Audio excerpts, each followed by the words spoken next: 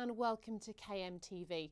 I'm Jem Collins. It's been another busy week across the county, kicking off with a new charge for shopping bags.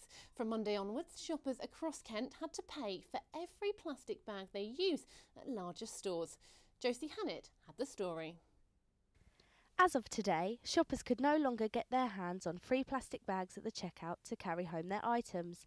Instead, they have to pay for the bags because of a new government law which hopes to reduce waste and save on carbon emissions. It has made a huge difference in Ireland.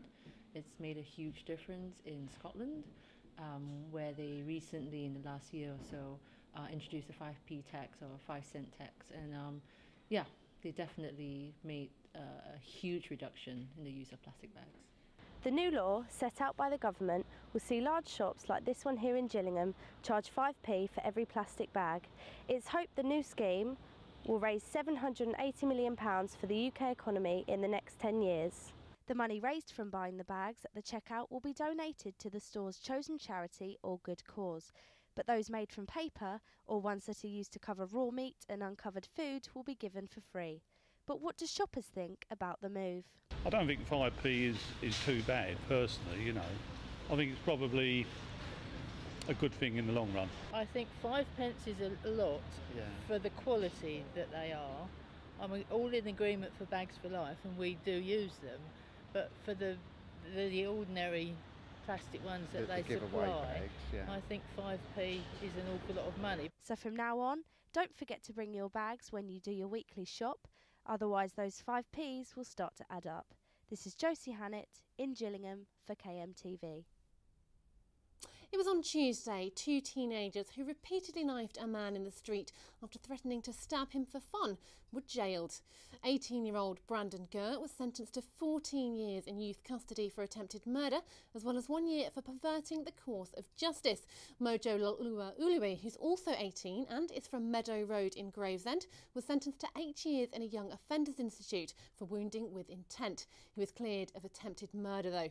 The pair had ambushed Nick Davies in Milton Road's Gravesend back in February, leaving him with multiple stab wounds. An inquest into the death of a Maidstone man who fell 15 feet at the town's TV studios was suspended on Tuesday. Josh Coop was at court.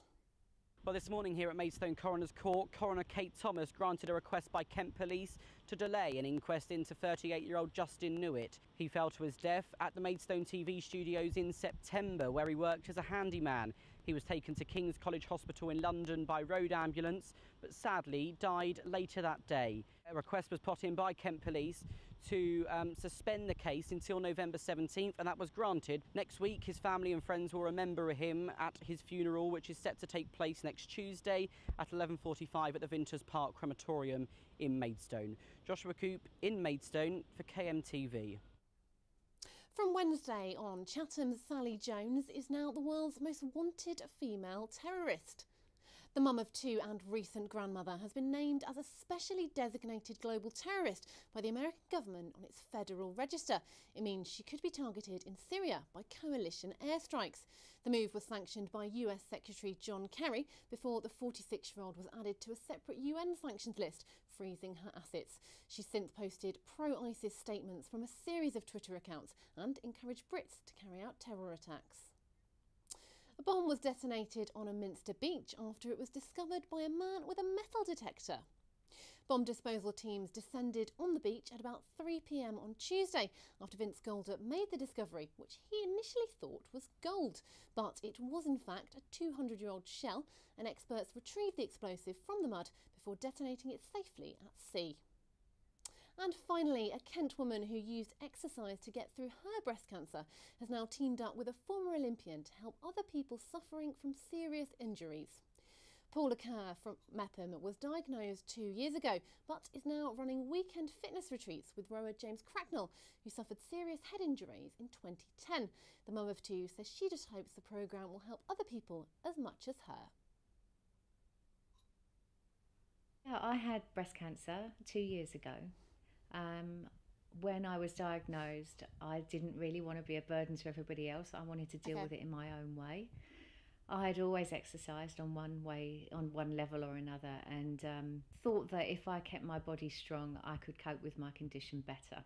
And as I dealt with chemotherapy and all of the other treatments that go with breast cancer, I would use exercise as my barometer as to how strong I was feeling. And I thought that if that worked for me, and it did, and it was powerful, then it could maybe work for other people as well.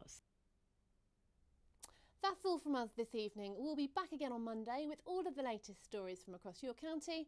Have a great weekend. Good night.